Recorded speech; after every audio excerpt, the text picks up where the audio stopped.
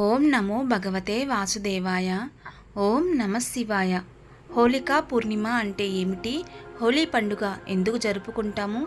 అసలు హోలీ పండుగ ఎలా వచ్చింది అనేది తెలుసుకుందాం. పాల్గొన మాసంలో శుక్లపక్ష పూర్ణిమ హోళికా పూర్ణిమ. దీనికే హోలీ, కాముని పున్నమి, కామదహనం, పాల్గొనోత్సవం అని పేర్లు.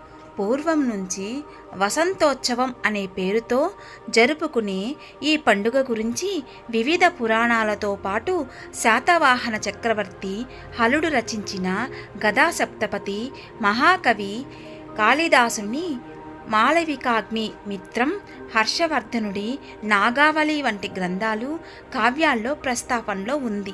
అంతేకాకుండా భారతదేశాన్ని సందర్శించిన విదేశీ యాత్రికులు ఆల్బేరుని, నీలోకాంటీలు వసంతోత్సవాలు తాము చూసినట్లు పేర్కొన్నారు.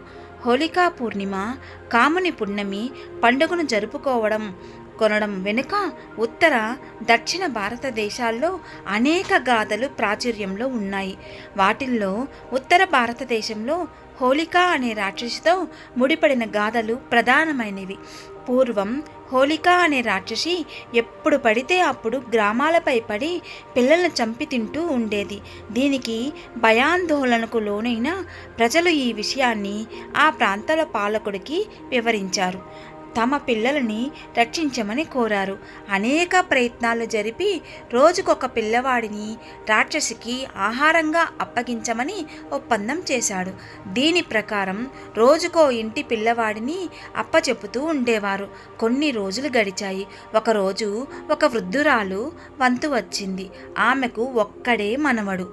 తన కొడుకు, కోడలు మృతి చెందాక మనవడిని చిన్నప్పటి నుంచి అల్లారు ముద్దుగా పెంచసాగింది. ఆ వృద్ధురాలికి మనుమడు తప్ప మరెవ్వరూ లేరు. మనువడిని రాక్షసికి అప్పచెప్పాల్సిన రావడంతో వృద్ధురాలికి తీవ్ర దుఃఖాన్ని కలిగించింది. అనేక ఆలోచనలు చేసిన ఆమె చివరికి ఒక మహర్షి వద్దకు వెళ్ళి విషయం వివరించి తన మనవడిని కాపాడవలసిందిగా ప్రార్థించింది.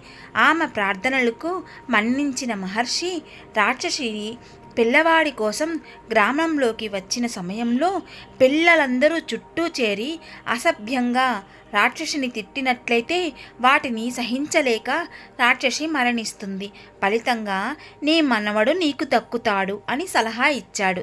దీనితో సంతోషించిన వృద్ధురాలు గ్రామానికి చేరుకొని గ్రామస్తులందరికీ ఈ విషయాన్ని తెలియచేసింది. పిల్లలందరినీ సిద్ధంగా ఉంచింది.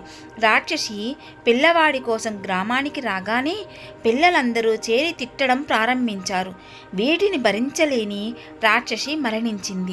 దీనితో బురద నీరు చల్లుకొని ఆనందించారు. ఆ రోజు పాల్గొన పూర్ణిమ కనుక అప్పటి నుంచి ప్రతి సంవత్సరం పూర్ణిమ నాడు హోళికా పూర్ణిమ జరుపుకొని బుక్కపిండి బురద నీరు చల్లుకొనడం ఆచారమైనట్లు కథనం కాగా, ఉత్తర భారతదేశంలో ప్రచారంలో ఉన్న మరో గాథ ప్రకారం హోళిక హిరణ్యకశిపుడి సోదరి. ఆమెకు అగ్నిలో దహించకపోవడం ఆమె శక్తి ఉండేది. ప్రహ్లాదుడు హరి భక్తితో విసిగిపోయిన హిరణ్యకశిపుడు ఒకసారి ప్రహ్లాదుడిని ఒడిలో చేర్చుకొని కూర్చోబెట్టుకొని అగ్నిలో కూర్చోవలసిందిగా ఆజ్ఞాపించాడు. దీనితో హోళిక అలానే చేసింది. అయితే హోళిక మాత్రం అగ్నికి ఆహుతైంది. ప్రహ్లాదుడు సజీవంగా ఉండిపోయాడు. అందుకు నిదర్శనంగా హోళీ పండుగ జరుపుకున్నట్లు కథనం.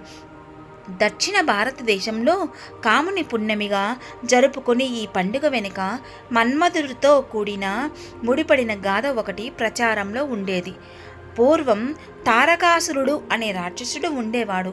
ముల్లోకాలను ఇబ్బందులు పాలు చేస్తూ ఉండిన తారకాసురుడిని అంతమొందించేందుకు దేవతలు, మహర్షులు రకరకమైన ఆలోచనలు చేసి చివరికి శివపార్వతుల తనయుడు తారకాసురుడిని సంహరించగలడని తెలుసుకున్నారు. అప్పటికి పరమశివుడు యోగ నిద్రలో ఉన్నాడు కనుక శివుడు కోరికలు కలిగించి పర్వతరాజు కుమార్తె బాధ్యతను మన్మధుడికి అప్పగించారు. బాధ్యతను స్వీకరించిన మన్మధుడు తన మన్మథ బాణాన్ని శివుడిపై ప్రయోగించాడు. దీనితో కోపాద్రికుడైన శివుడిపై శివుడు మూడో కన్నులు తెరిచి మన్మధుడిని దహించి వేశాడు. మన్మధుడు భస్మైపోవడంతో రతీదేవి తీవ్రంగా దుఃఖించింది. శివుడు ప్రార్థించింది.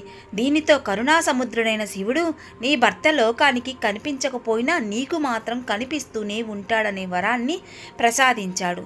సంతోషించిన రతీదేవి తన భక్తులకు పూజలు చేసింది. ఈ విధంగా కాముడికి దహించిన రోజున కాముని పున్నమిగా కామదహనం దినంగా జరుపుకోవడం ఆచారమైనట్లు పురాణ కథనంలో ఉంది. సర్వమానవ సంప్రత్వానికి నిలువెత్తు నిదర్శనంగా నిలుస్తున్న హోలీ అనగానే రంగులు చల్లుకోవడమే గుర్తుకు వస్తుంది. ప్రస్తుతం అదే ప్రధాన సాంప్రదాయమైనది. అయితే హోళికా పూర్ణమి నాడు కొన్ని విధులు నిర్వహించాలని శాస్త్రాలు వెల్లడిస్తున్నాయి. హోళికా పూర్ణమి నాడు తెల్లవారుజాముని నిద్రలేచి భోగి రోజు భోగి మంటలు వేసినట్లుగానే మంటలు వేయవలను. ఆవు పేడ, పిడకలు, ఎండిన కర్రలు వంటి వాటితో మంటలు వేసి అందులోనికి హోళికా శక్తిని ఆవాహనం చేసి శ్రీ హోళికాయై నమః అని మంటలను పూజించవలను. తర్వాత బ్రహ్మన్న శంకరేణ చ అత్యస్వం పాహిదో దేవి భూతే భూతి ప్రదోభవ అనే శ్లోకాన్ని పఠిస్తూ అగ్నికి 3 సార్లు ప్రదక్షిణ చేసి నమస్కరించవలను. ఇలా మంటలు అగ్నిదేవుడిని పూజించిన అనంతరం ఇంటిలోనికి వెళ్ళి నువ్వుల నూనెలతో తల అంటి స్నానమాచరించి ఇష్టదేవతలతో పాటు పరమశివుడు పూజించవలనని, పూజ అనంతరం ఇంటిలో తూర్పున అభిముఖంగా కూర్చొని తల్లి లేదా సహోదరి, భార్య వంటి వారి చేత తిలకం దిద్దించుకొని లేత మామిడి పువ్వును తీసుకొని చూతామగ్రం వసంతస్య మాకందాకుసుమం తదా సచందనం పీతమం యదా సర్వకామార్థ సిద్ధయే అనే శ్లోకాన్ని పఠిస్తూ అందరూ మామిడి పూతను భుజించవలను. ఆ తర్వాత ప్రస్తుత ఆచారాలను పాటించవలను. ఇలా కాముని పున్నమి లేదా హోళికా పౌర్ణమిను జరుపుకొనడంలో అంతరార్థం పరిశీలిస్తే కామం అంటే కోరికలు మితిమీరినప్పుడు క్రమశిక్షణ నశిస్తుంది. మనిషికి వెర్రితెలలు వేసిన కోరికలను దహించుకుని శారీరక, మానసిక, సామాజిక ఆరోగ్యాలతో వెలుగొందమని బోధించడం ఇందులో కనిపిస్తుంది. విన్నారు కదా హోలీ పండుగ అంటే ఎలా జరుపుకోవాలి, అసలు దాంట్లో అర్థం ఏమిటి అని. ఇది హోలీ పండుగ గురించి మనం తెలుసుకున్నాం కదా. హోలీ పండుగ శుభాకాంక్షలు అందరికీ. సర్వేజన సుఖినో భవంతు. ఈ వీడియో మీకు నచ్చినట్లయితే తప్పకుండా సబ్స్క్రైబ్ చేయండి, షేర్ చేయండి, కామెంట్ పెట్టండి. మీ మాటలు నా కామెంట్ ద్వారా తెలియచేయండి.